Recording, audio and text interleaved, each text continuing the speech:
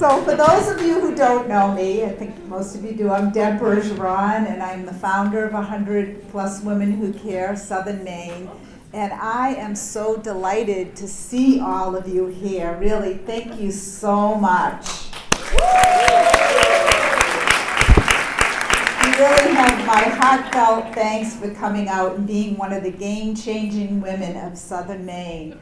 And you know, when women come together, what magic happens. So really, thank you. And together we have done some amazing work to raise funds and support the rich cultural tapestry of our community. And I'm so proud to say that we have raised $68,000. That is amazing. When I think back at the concept and just to think in 2.5 years what we've all done, so really, thank you, because without all of your support, yeah, this wouldn't be happening. And look at this new venue, isn't it awesome? How do you like it? You know, pretty soon we'll be taking over the big room, the ballroom. So, and we're growing. We now have, before the meeting, we've had 215 members. So it is amazing, and we've got lots of guests. Welcome here. And we, together, the community has really come together. The Italian heritage is great to work with, so I'm really grateful. And because of women like you, we are thriving. So take a look around at everyone. I mean, it is awesome. Whoops. Sorry. And we've supported 10 amazing charities over the past 2.5 years and have learned so much about others. And tonight we're going to get to do the same thing again. So what happens tonight is that we're going to pick 3 charities out of the box, and each person will have 5 minutes to come up and speak, and then 5 minutes of questions and answers. And we'll do that 3 times. And after that happens, we will hear from our February recipients. The Sisters Wish will talk to us about what they've done with their money. And that's really it. So we really try to keep it within an hour. So we're going to pick 3 charities now and get ready to rock and roll. I'll put them right here. All right, so here is Val. All right. No, you're fine. 5 minutes. So I'm presenting for St. Elizabeth's Child Development Center, which is a child care and early education center in Portland. I am a parent of a child who is there, but I love what they do. Their specialty is, I don't want to say problem children, because mine is there, but they handle kids who have issues at traditional preschools. My son is there because when we were at a traditional preschool, they didn't have age-appropriate stuff. They were really pushing the kids at 3 and 4 years old to really be academically advanced. And he's a little boy, and he wasn't ready for that. And so he acted out by pushing and hitting the way little boys do when they're not happy. So what we did is we left and we went here. They contract with CDS, Child Development Services, to provide services for kids who have IEPs. I don't know, it's the thing that you do when your kid needs extra help. And originally, they would take kids and send them off to other facilities like Woodford's Family Development. So they would come to St. Elizabeth, then they would go off to Woodford's on a bus, then they would come back and have all these transitions that are hard for kids who have issues. So 14 years ago, they applied for a contract with CDS to do that all in-house. So they have special ed teachers who are there all week, come into the classrooms where the children are, and give them their services while they're in their own classroom with their friends, and they don't have to go through any of the changes and going to different places. 50% of their families are subsidized families, or that means that they get something from the state and have a reduced fee for their costs. 25% of their clients are immigrants, so it's a very diverse population of kids, which is not always the case. They have a fund that helps, I'm trying to find where my note is on that. It helps people who are trying to get subsidies from the state but don't have them yet. When you are applying for a subsidy, if you don't yet have a job, you can't get it. If you have a job, you have to wait 6 to 8 weeks. So if you can't afford childcare during those times, you're stuck, which for a lot of people means they're not going to get a job. So they have a fund that helps keep those people having their kids come to an early education facility and get care.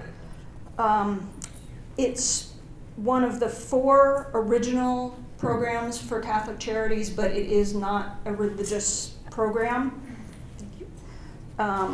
It was formed by Sisters of Mercy originally as an orphanage in the 1800s, and in the late 1960s they realized that their kids were coming Monday to Friday and then going home to single parents. They serve children from 18 months to 5 years. What else? They have 18 staff members, 15 are full-time, 1 is a part-time floater, 2 are on-call substitutes, and there are 2 volunteers, a music teacher and a classroom assistant. So the ratio is 9 to 1 of staff to volunteers. What else? Their funding comes from the United Way, their contract with Child Development Services, which does cover some of the child care when kids are getting services, that private fees and state and federal child care subsidies. And then they also apply for grants to do special things. So my last thing will be what they're asking for is a new structure for our toddler playground. The play structure there is an old wooden thing that's fallen apart and it doesn't look like it would hold a toddler at all. So they want to replace that and make sure that that playground for the little kids is safe and has the appropriate space for them. Well, Deb knows I've been very honored to be here, and hearing that we're all working on one big heart, that made me really happy when you said that. Thank you, because this is something that's incredibly important to me. And I was wondering, have any of you ever rigidly held a belief about something, about poverty or substance abuse or crime or criminal, that you held really strong in your heart, and then somewhere along the line that gets really shaken up? But I saw that happen recently because I've been in an audience 3 times this past year at Maine Inside Out, and I've seen people in the crowd, 600 sometimes 20, sometimes 10, have their perceptions challenged tremendously when they see the real stories being acted out in theater by real human beings, people that have been incarcerated at the Long Creek Youth Center. And so Maine Inside Out is all about theater, and it's theater that takes place inside the Long Creek Youth Center, and it's theater that takes place outside the Long Creek Youth Center. That's why it's called Maine Inside Out. And there are 3 women who started this program back in 2007, actually. One's a radical social worker, one is a racist community activist, and one is a theater major. And they found that working with these kids who have been incarcerated for a long time, who are clammed up and can't talk about their feelings, the arts really brings it out in them. And they're able to tell their story in a theatrical way, and changing the perceptions of the audience tremendously, and changing the perception of them and their peers as well. And this program has gotten so big. I'll tell you a little bit about the one I saw inside and the one that I saw outside. So I went inside to the Long Creek Community Center 2 times just recently, and one of the theater shows was done by a group of girls, and they were probably 18, 19, maybe 17, 3 of them, years old.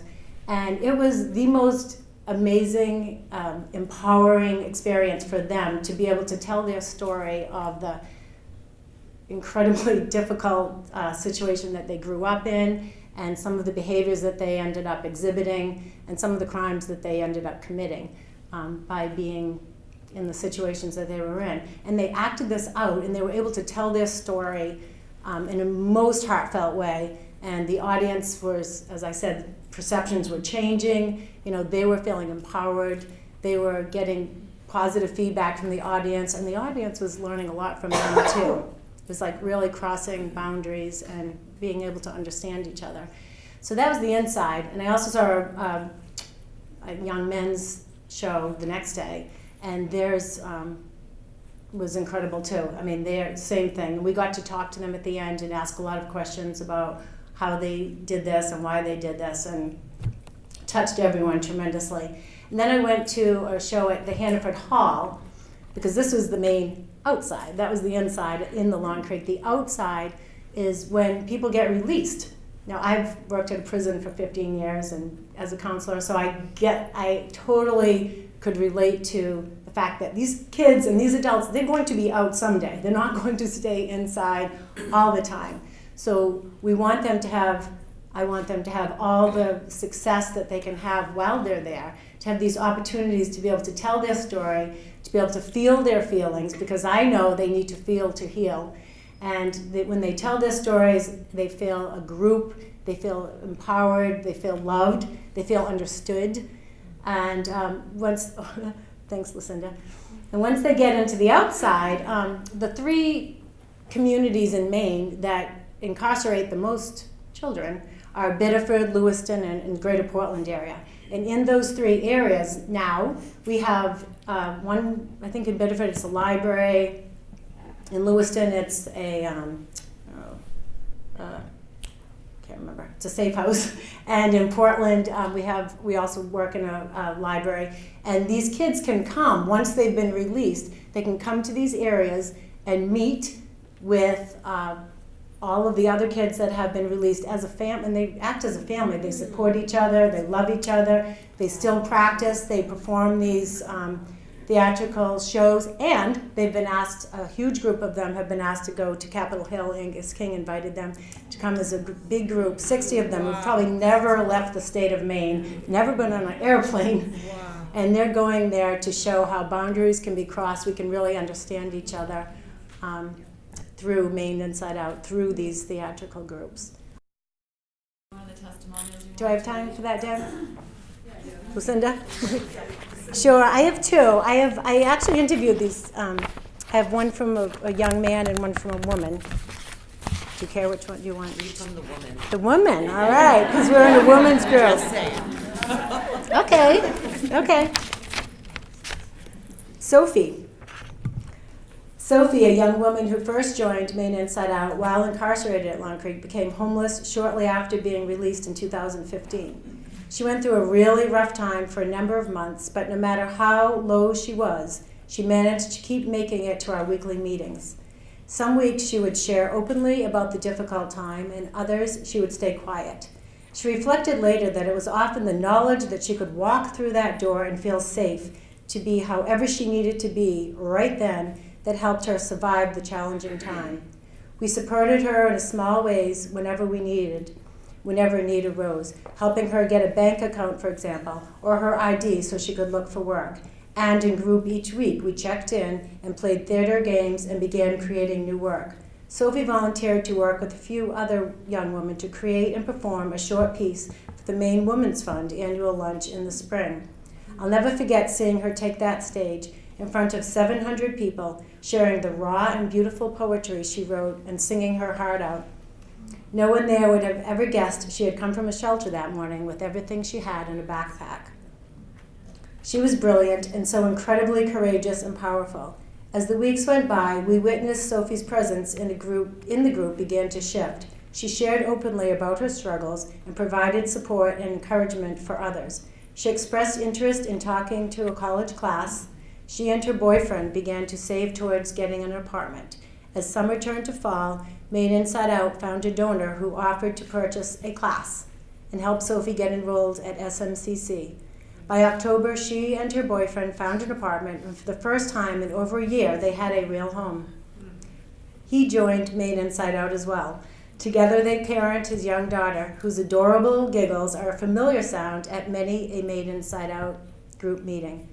This young family has navigated incredible challenges together and with the support of the Maine Inside Out community.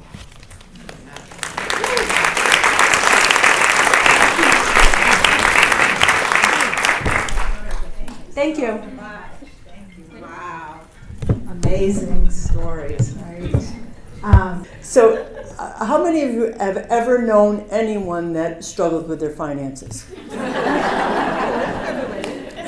So, the company I work for, I'm the human resource manager for Sigco. And we are a glass and metal fabricator in Westbrook. We employ about 230 people. Many of them are hourly production workers who can't find their way out of a paper bag when it comes to their finances. And like every other company in Maine that struggles with finding enough help, we embraced the immigrant community. And about 5 years ago, we hired our first couple of people that were from Burundi. And I'm so proud of the fact that they'll get a 5-year pin this year. 2 of them had been promoted. They struggle, as you can imagine, leaving a war-torn country where many of them saw their families be killed. So they came here, they can't speak English, they need to get a job, but they need support first. Then they get a work card, and then they go to work, and then what do? They don't understand money, they don't understand taxes, they don't understand rent. So that's where community financial literacy came into effect. And I met Claude, who is the director, about a year ago. So I don't know a lot about it, but I realized they were reaching out to a community that we were employing. So about 8 years ago, he started this nonprofit that I'm just going to read the what they say they do. Offers financial literacy services for the immigrants, refugee, asylum-seeking, and low-income populations in the greater Portland area, including Lewiston and Auburn. Their services include financial courses in counseling, instruct participants in good money management practices, and help build aspirations by showing how to save for college, work towards home ownership, purchase a vehicle, or start a business. They empower, through education and counseling, members of the refugee and immigrant communities to invest in themselves. And as much as I think that we have so many wonderful things that we can contribute money to, that I know that if we're not chosen tonight, that name will go back in the hat and we'll have another chance at it, and that's okay. But I think it's important for you to know, with all the bad publicity that we are getting from wherever about our immigration That was very diplomatic. population, that they are working really hard, and in some cases better than some of us Mainers, because they're teaching some of our Mainers how to buy cars, buy homes, and get promoted. And for that fact, I'm really proud. So I thank you. I know I only have 30 seconds left, so why don't I take some questions now? So thank you, listen. That was really 3 amazing, heartwarming presentations. And our recipient tonight is Maine Inside Out.